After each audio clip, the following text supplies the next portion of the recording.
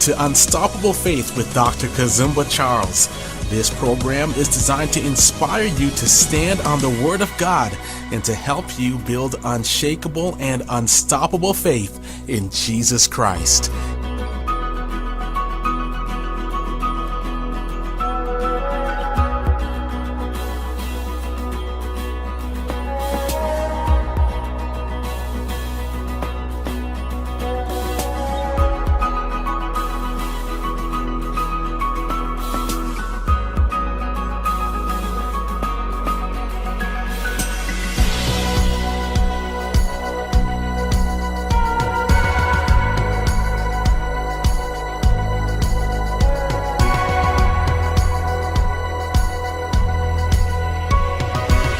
Here's your host, Dr. Kazumba.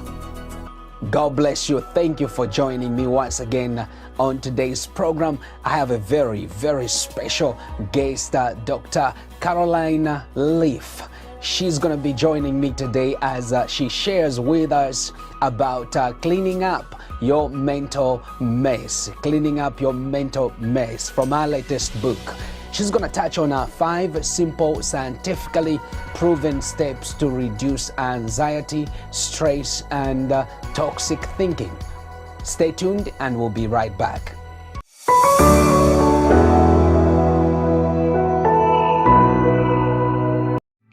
I'm Dr. Caroline Leaf. I'm a cognitive neuroscientist, and for the past 30 years, I've been researching the mind and mental health. Over these years, I developed a program for my patients to help them to deal with depression and anxiety and mental ill health. This program is the core of my app, Switch. For 21 days, I will guide you through 5 steps that will help you identify the root and break down the toxicity in your mind and rebuild a healthy new thought pattern.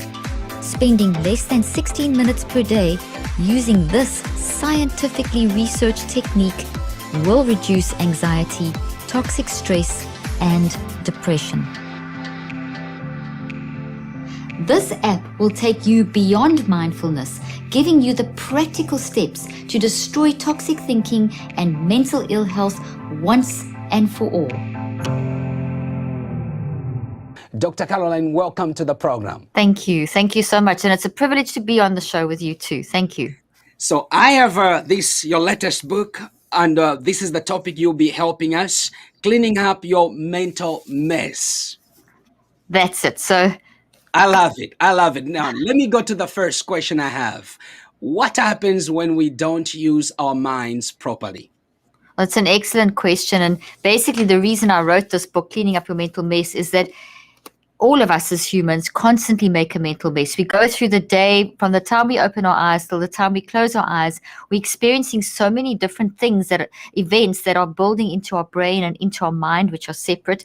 And so often we can make a mess of it. So our mind is always working. You wake up with your mind, you eat with your mind, you choose your clothes with your mind, you're using your mind now while you're listening to me and watching me. You go to bed with your mind. So your mind is always working. So the whole concept of mind management is that if our mind is always working, and if we don't manage it, it becomes very messy.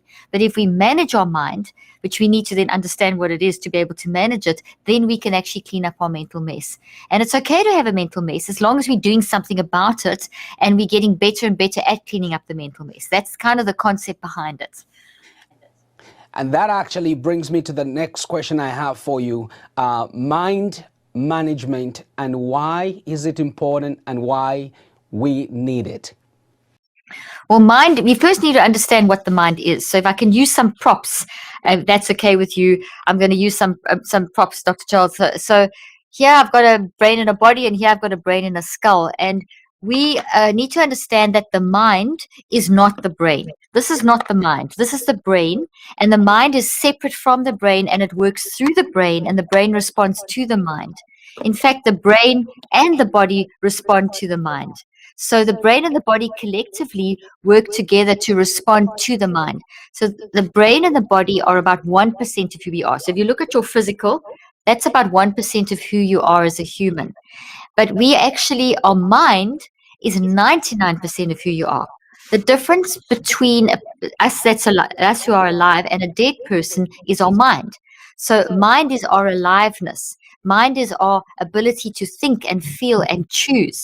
And what does it look like? Well, we see from science that thinking, feeling, choosing, 99% mind, spiritual thing is all around us and through us. So here's the physical, but the physical is energized by our ability to think and feel and choose, which is our mind. So like right now, we're not floating because of gravity. We live in gravitational fields. There's been years and years and years of physics research on gravitational fields.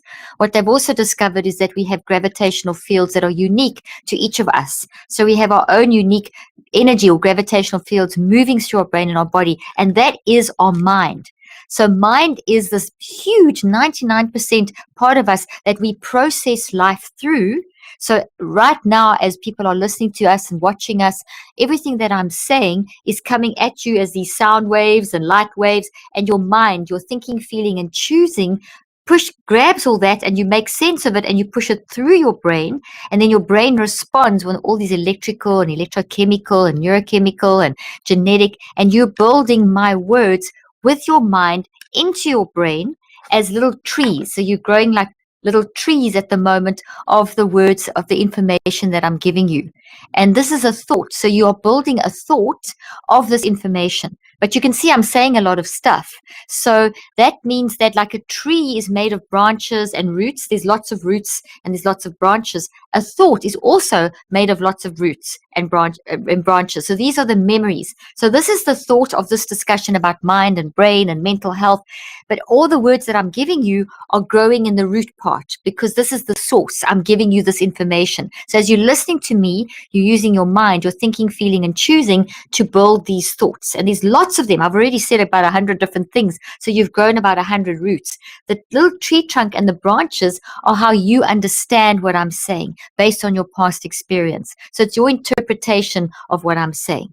So therefore, and then this collectively becomes our actions, what we say and what we do, our behaviors. So this is all very well if it's good stuff, like I'm telling you good stuff and we're learning good, interesting stuff, and it's a good experience that your mind is turning into these thoughts and so on. But here, let's say that you have a toxic experience. Let's say that you have some kind of war trauma or abuse or traumatic situation of whatever sort. Then it builds a toxic tree. You can see the difference between the healthy green tree and then this toxic tree. And this builds into the brain, made of proteins and is real. This is also built into the brain and is made of proteins and is real. And it also has a root system. And that's the origin. So this is the abuse, this is the trauma, this is the toxic thing that you're going through. And then this tree trunk and the branches are how you see that in your life, how you interpret that in terms of how you feel about yourself and the actions, your behaviors and your perspective. And then this produces how this influences you in your life, what you say and what you do. So it influences your relationships and all kinds of stuff. So it's very important that we manage these, because our brain and our body are not designed for these. When we have these, the immune system of our brain and body sees these in the same way that it would see something like the COVID virus.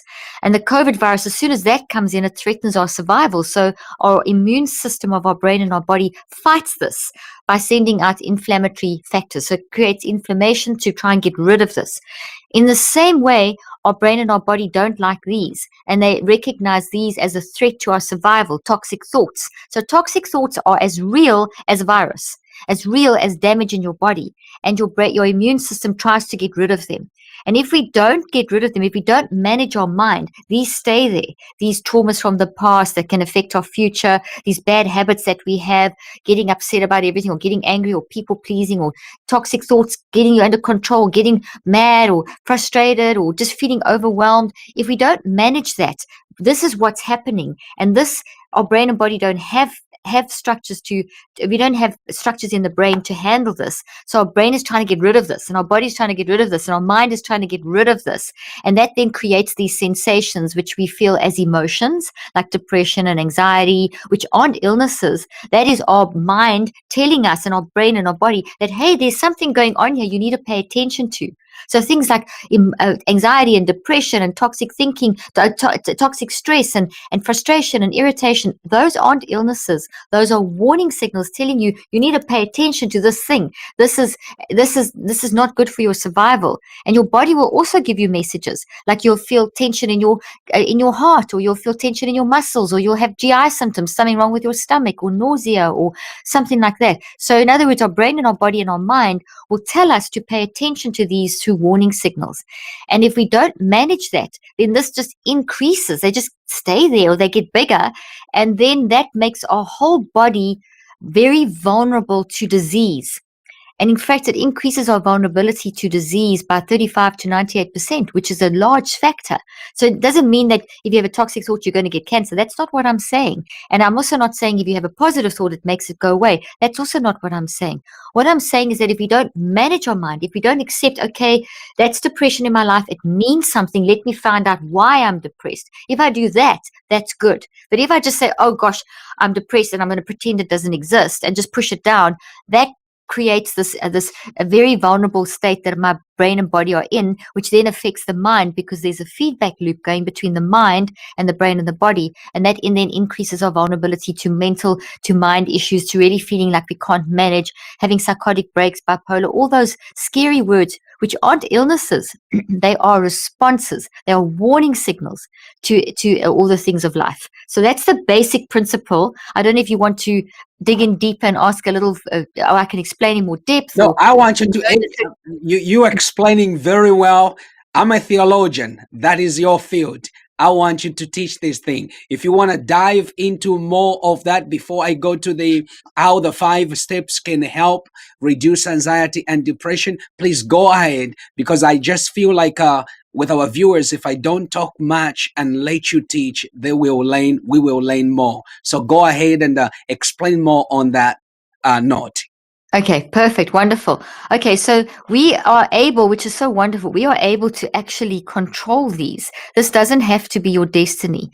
Your past traumas or everything that you've gone through that's toxic doesn't have to be controlling you. You can control that, which is wonderful to know.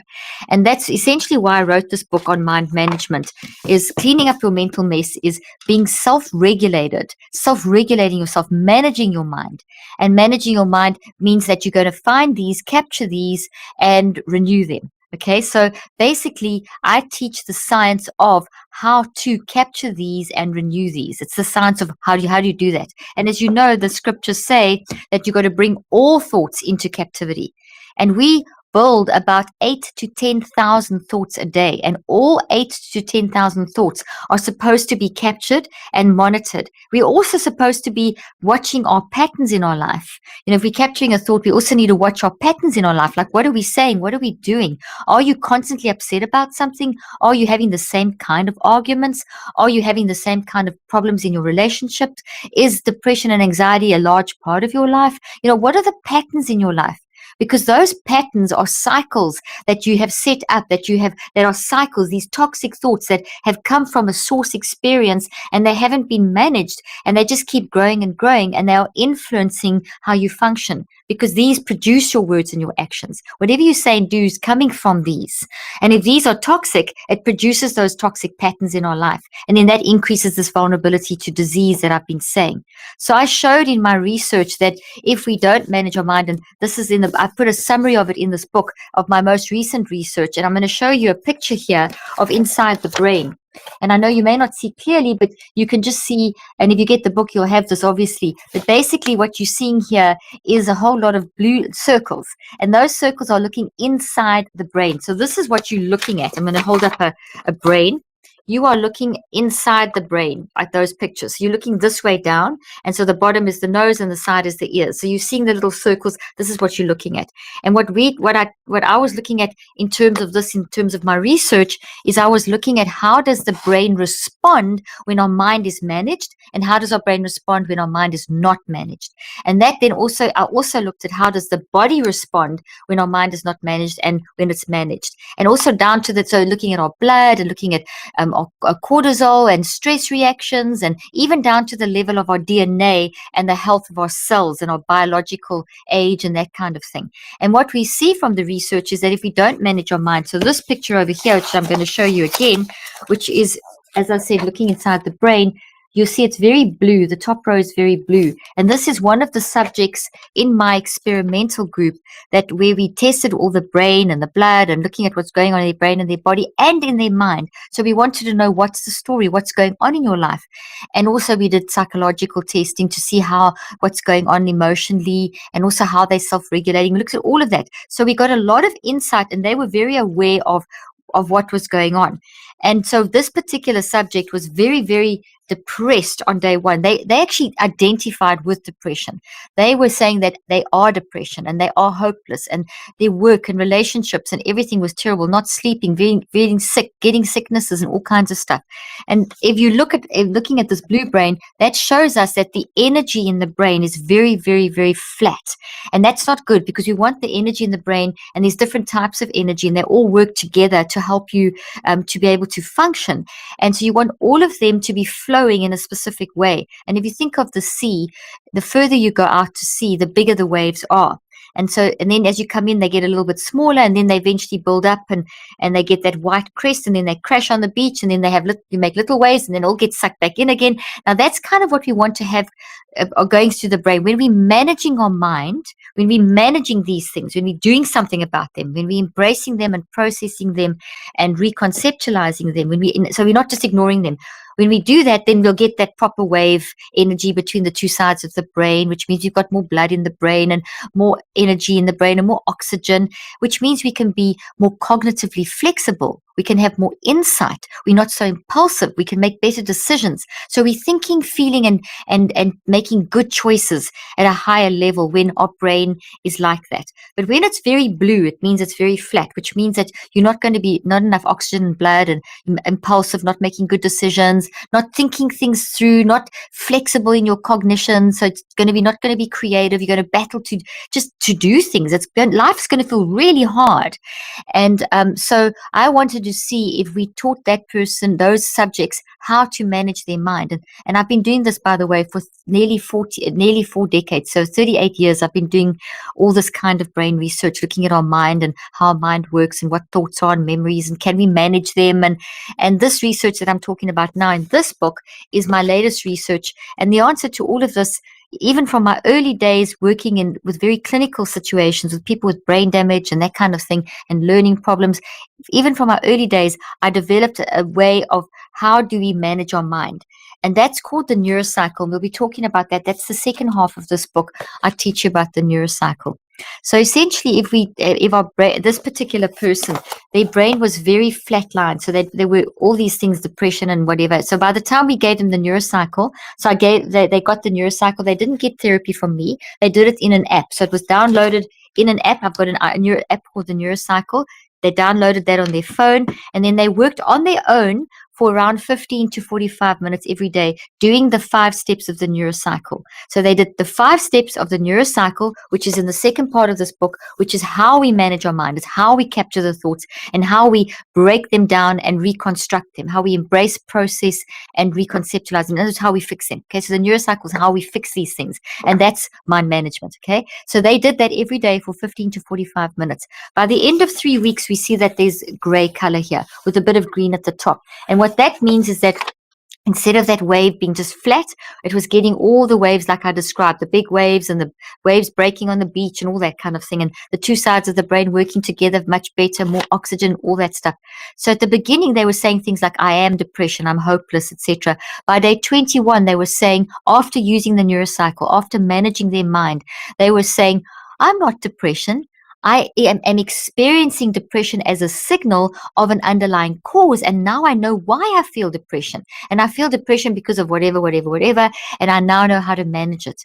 By day 63, that's the third row over here, we see that the brain's even more gray and that there's more of the dark green at the top. And that means that their brain stabilized even more. And they now are accepting and saying, okay, I'm no longer scared of depression or anxiety. They're not illnesses. They are warning signals telling me something is going on in my life and I need to pay attention because it's threatening my survival. And I know how to do this. I know how to find the causes, and I know how to change those so that I can manage them. And in the future, I'll still feel depression, because all humans battle with depression and anxiety. It's not just a few people. Since the beginning of time, as we've gone through life and through history, we experience all these circumstances as humans, and our response is that if it's adverse, we're going to get depressed and anxious. Not everything that happens to you in a day is all happy.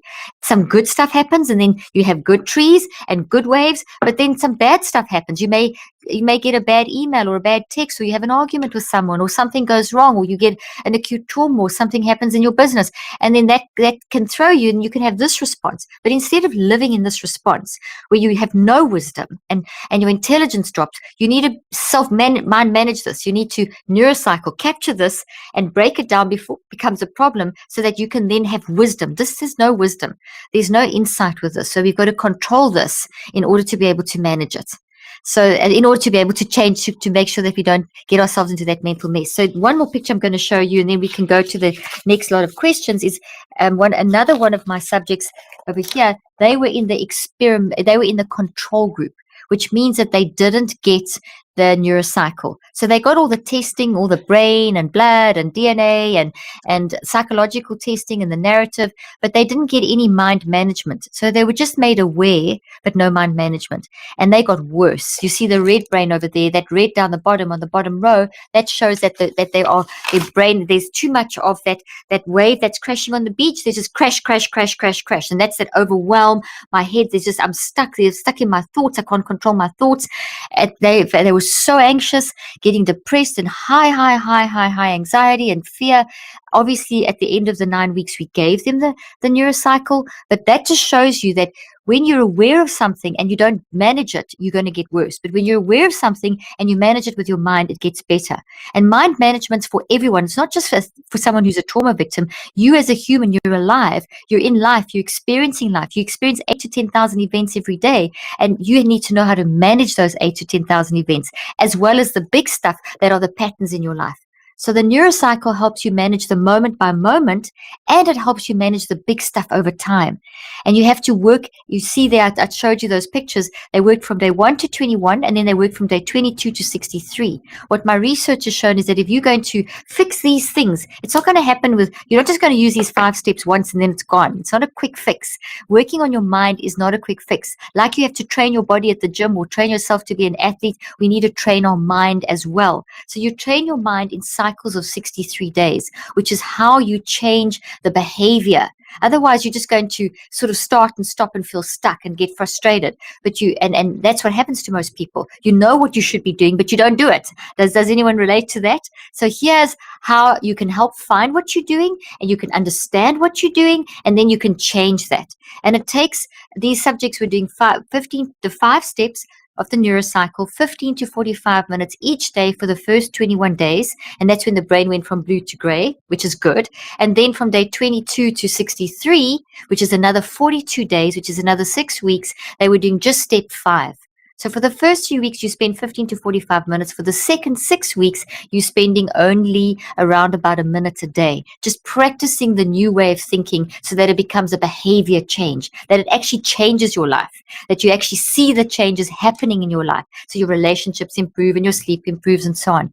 And then the next time something comes up, so as you finish fixing one thing, maybe you find you only discovered that part, so you need to discover that part. So this is a lifestyle. Mind management is a lifestyle. Like we have to clean our teeth every day, and we have to bathe every day, and we have to clean our house every day, and we have to clean up after cooking every day, we have to eat every day. You're supposed to neurocycle every day. You see, your mind is always with you. You wake up with your mind. You eat with your mind. You choose your clothes with your mind. You're listening to this with your mind. You go to sleep with your mind. You dream with your mind. Your mind is always working. You can go 3 weeks without food. You can go 3 days without water. You can go 3 minutes without oxygen, but you don't even go 3 seconds without using your mind. So it's vitally important that we manage our mind because it's going anyway. It's working anyway. It's the first thing. Let me tell you something very quickly, that if, let's say that you're working out, you're doing your exercise, but if your mind is not managed, and you're worrying while you're doing the exercise, you can lose most of the benefit of that exercise because your mind wasn't right going into the exercise. Let's say you're eating a really healthy organic meal and it's farm to table, it's really healthy, but you're worrying about something, or you're anxious, or you're fighting with someone, or you're not dealing with your suppressed trauma and it's affecting you, you lose up to 80% of that nutrition. You see, mind is first, everything else follows. So our mind is working anyway. So my argument is that why don't you learn how to actually manage your mind? Otherwise it gets messy. That's why I call it cleaning up your mental mess in my book, because we could be cleaning up our mental mess all the time. Dr. Caroline, we're going to go to this question here. You talk about 5 simple, scientifically proven steps to reduce anxiety as well as depression by up to 81%, according to clinical studies. You know, we are facing a pandemic. There is a lot of anxiety. There is a lot of depression. This is very important. Could you touch on those 5 simple steps, please? Absolutely. So the 5 simple steps are the neurocycle that I've been referring to. So when I held up this graph over here, these brain maps over here, and I showed you how they went from the blue to the gray, these people were using the 5 steps. So when I talk about the neurocycle, those are the 5 steps. The neurocycle are these 5 scientific steps that I've developed over nearly 4 decades of research from a very extensive clinical application. So people with severe trauma and brain damage and autism and learning disabilities and all kinds of trauma, war trauma, etc. I even did work in war-torn Rwanda, worked in apartheid South Africa. So these 5 steps have been developed very scientifically, looking at neuroscience, looking at neuropsychology, etc., epigenetics, all different fields. So they're very, very scientific, and you can't skip a step, because basically what the steps are is it's a system for how you can tap into your wired for love mode, you're made in God's image, your loveness, your brilliance, your knowing in your knower, that survival mode that we have, that wisdom part of us, that these 5 steps teach you how to tune into that, to be very aware and tune into that state, so that you can then manage and capture these thoughts and fix them. So that's what the principle is. So the neurocycle is these 5 steps of the neurocycle are, the first of all, you gather. I'm going to tell you what they are, then I'll explain them. Gather awareness, reflect, write, recheck, and active reach. I explain them very, very clearly in the book with graphs and images and stories, and then I give you all the applications. So how to use the neurocycle, the 5 steps of the neurocycle for detoxing trauma in your life that's been there for a long time, detoxing those toxic habits, detoxing those day-to-day, those cycles in our life that have come through the generations, those cycles that we see in our life where we keep doing the same thing all the time. So I show you exactly how to do that in the book with lots and lots of examples, those acute traumas, etc. And as you mentioned, Dr. Charles, the current pandemic has really changed how we are managing our minds as well. So here's there's more good news than bad news. The good news is that we can manage our minds and we can learn to manage it. And the good news also is that mental health isn't actually increasing. It's just that mental health has been a problem, as I mentioned, from the beginning of time. It just changes. So every generation is going through something. So currently the world is going through the pandemic, but prior to that we were going through other things, and prior to that, so over time and over history, we're always responding. So when it's an adverse circumstance like the pandemic, with all of the implications for, death and loss of finance and uncertainty and isolation, those are very, very big things. So people responding, they're adverse circumstances. So if people are responding with anxiety and depression, that's a very normal response. So yes, in this COVID time, there would be more people feeling anxious and depressed, because before you maybe had a business that was running and you weren't threatened with death just around the corner, or maybe you hadn't lost a loved one just suddenly. So obviously that's shifted your life, and it's made you very upset, sad, depressed, angry, fearful. But I want you to know that that's not a brain disease. Doesn't mean there's something wrong with your brain. It means that you're going through something. You're experiencing an adverse circumstance. You're processing that through your think, feel, choose into your brain. And it is adverse, so it does produce this. But this is threatening your survival. So then you get these warning signals, which is the increased depression and anxiety. So we don't have to be fearful of it. We need to face it and embrace it and process it and reconceptualize it to control it. Otherwise, this will decrease our wisdom and we'll be even less able to cope. So in order to cope with what we're going through, in order to have the insight and wisdom to be able to deal with how the pandemic has, for example, affected us personally, we do need to manage our mind. So you can use the 5 steps of the neurocycle all the time. The more you use them, the better you get at them and the more you manage your mind. So I've been in this field, as I said, for years, and I've been using this and developing it. As a scientist, I keep improving it and doing more research. My most up-to-date research is in this book that we're talking about. So for me personally, I use this all the time. I'm always neurocycling because your mind is always working. So being anxious and depressed, as I said, is a normal reaction to an adverse circumstance. So please, if you're experiencing depression, it's so important that we validate that and say, yes, we understand. You mustn't think there's something wrong with you. You don't have a brain disease. You're not mentally ill, which is what they're telling. What a lot of the messaging is, oh gosh, we're going to have an increase in mental ill health, and we have to give more people diagnoses of clinical depression. But that doesn't help you because depression is not it's not something. It's not like diabetes that you can actually treat, or cancer and heart disease that you can treat and test with various different types of testing, medical testing, and treat with medications. It's not a chemical imbalance in your brain. Sure, your brain has been affected, and I've been showing you with those blue graphs and gray and everything, the head maps, and we also see that our inflammation increases in our body when we don't manage these, and our hormones will go crazy, and we'll have too much cortisol, and all kinds of things can happen, and we increase our vulnerability. But that's not the cause of your depression. That's the response of your depression. So the cause is what's going on in your life at the moment. That's the cause. That's then processed. This is built into your brain and your body, and then your brain and your body aren't functioning so well. And that's why we need the neurocycle to mind manage this situation so that we can get our body healthy and strong, and our brain healthy and strong, and our mind healthy and strong, so we have the wisdom and insight to manage the situation. So then the first part of the neurocycle is for you to come in with the correct attitude. And the attitude is that I am not mentally ill. It is a normal response to an adverse circumstance. So I embrace the depression. I gather awareness of it. I'm not scared of it because it's a messenger. It's telling me something. That's so important that we actually have that in mind, that it's not a bad thing. It's a messenger telling me something. So you gather awareness. So gather is a lovely word. Gather means that I'm actually choosing to get something. I'm not, if you imagine that this is an apple tree and it's all full of apples, and I sit under this and I bump it and it's got all these rotten apples, they're all falling on my head. That's not gathering. That's being overwhelmed. And I'm saying that that's how most people feel, totally overwhelmed. This is just too much finances, kids, problems, money, stress, trauma, whatever, all uncertainty, all the things, all the details of what are going on in your life. But what you want to do is you want to stand back and just take one thought at a time and just decide, okay, I'm going to just work on one thing at a time. I'm just going to work on why I feel so anxious and depressed. So you stand back, you being the messy mind and you being the wise mind. I call this the multiple perspective advantage, and I explain that in the book. Okay, and you stand back and you observe this in a very accepting way, but you're becoming aware of it. You're self-regulating it. You're becoming consciously aware of it. And we see from neuroscience that you can be consciously aware all day long. Every 10 seconds, you are able to stand back and observe your own thinking, feeling, and choosing. So as you open your eyes and you start experiencing life, you can observe how you're doing that. You can observe how you're having a discussion with a loved one, how you're managing an email, how you're responding to a text, how you are functioning in that conversation, in that business meeting, that school, whatever you're doing.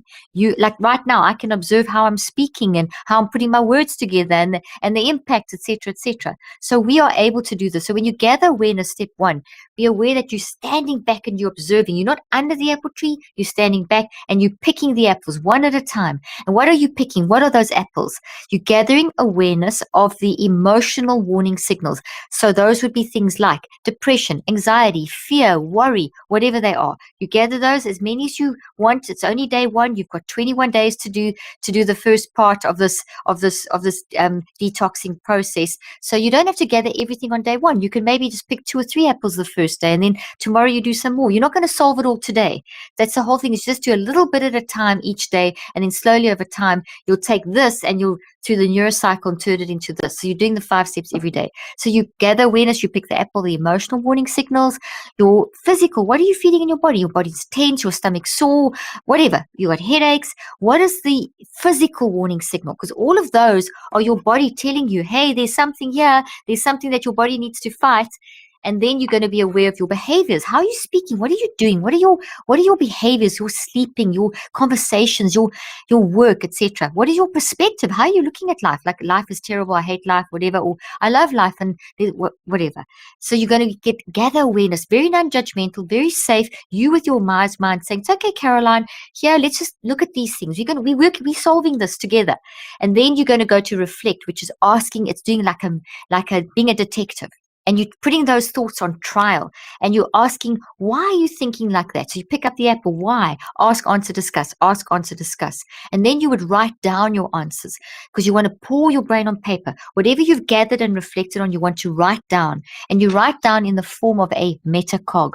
And I explain that in the book. It's a pattern way of writing that forces the two sides of the brain to work together, an incredibly brilliant way and an easy way of getting you to think really deeply and start finding the cause and the solutions. And then the 4th step is to recheck what you've written, because I can guarantee when you write down in the metacog, it's kind of messy. It's all over the place because you write in branches and patterns. And so it's kind of messy, and that's okay. You just want to get it out. And then the recheck is where you sort it out and do your mental autopsy and work out what does this mean.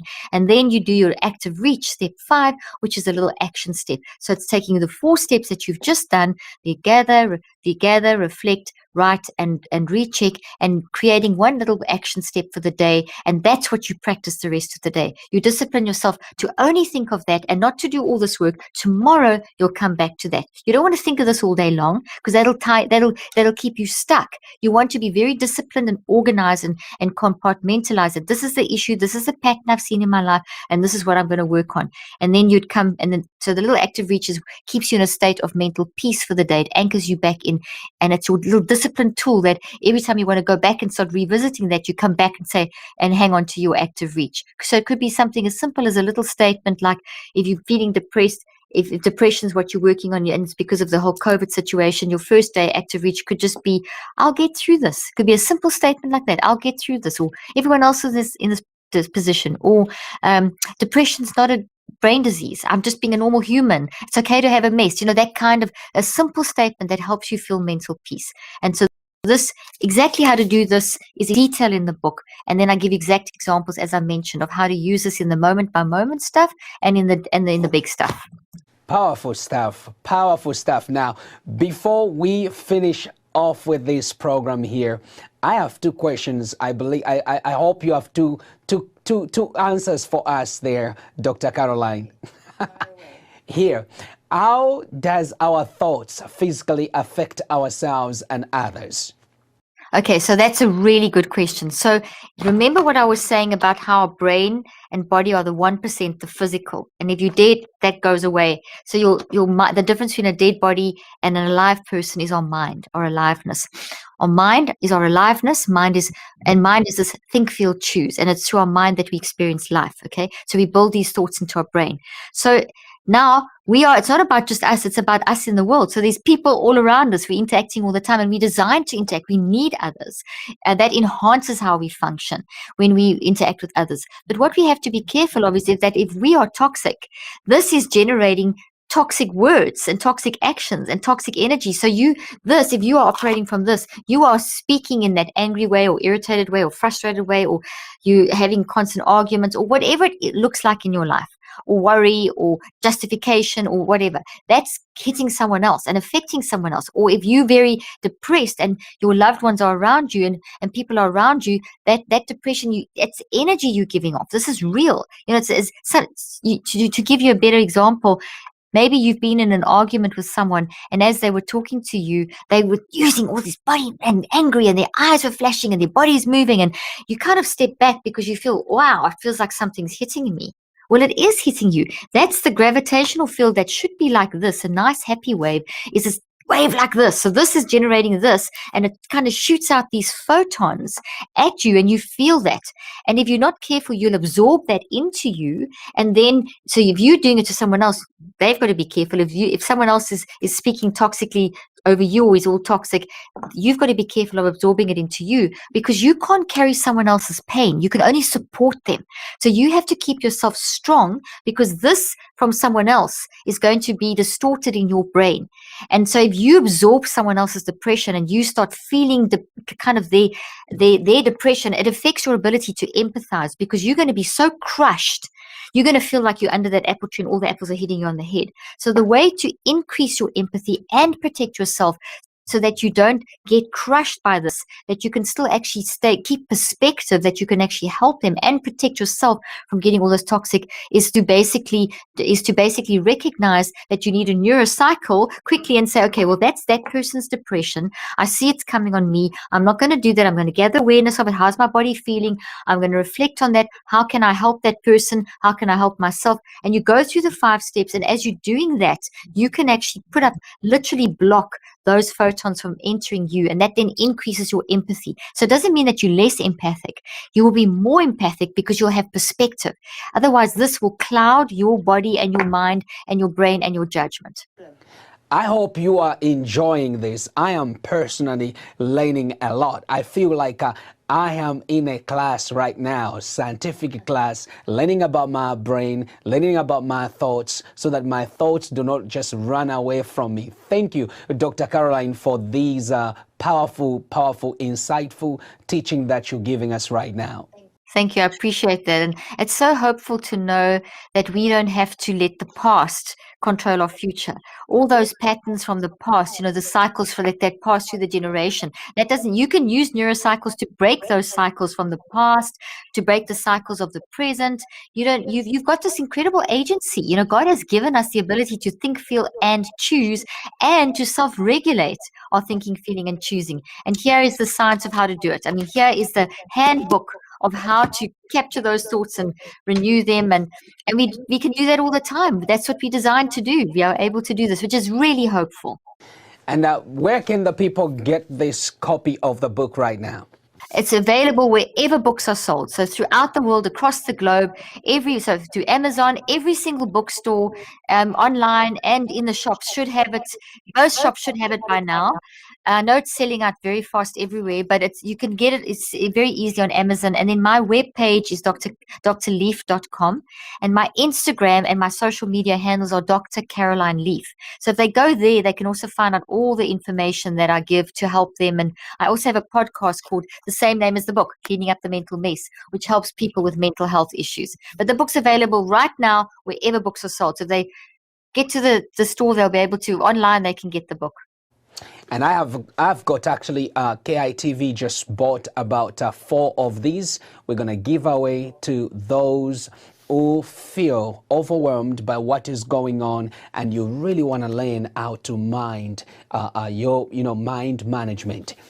This is a masterpiece in that line, and I believe it's going to help you, and it's going to make you think the way the Bible requires us to think. So I encourage you to write info@kitvnetwork.com, and we're going to be sending to those first 4 people that are going to write. Dr. Caroline, thank you so very much for coming on this program. It's my pleasure. Thank you so much. It was lovely meeting you and lovely talking to you. Thank you. I hope we'll once again have you someday, and thank you for your time, and God bless you. Thank you. I'd love that. Wonderful to meet you. God bless you too. Tell your wife I say hi. And to our viewers, may the Lord bless you. May the Lord watch over you. Until then, shalom, shalom. Faith is the currency of the kingdom of God. Thank you for tuning in to Unstoppable Faith with Dr. Kazumba Charles. If this program has been a blessing to you, write to us at life@kazumbacharles.com and share your testimony.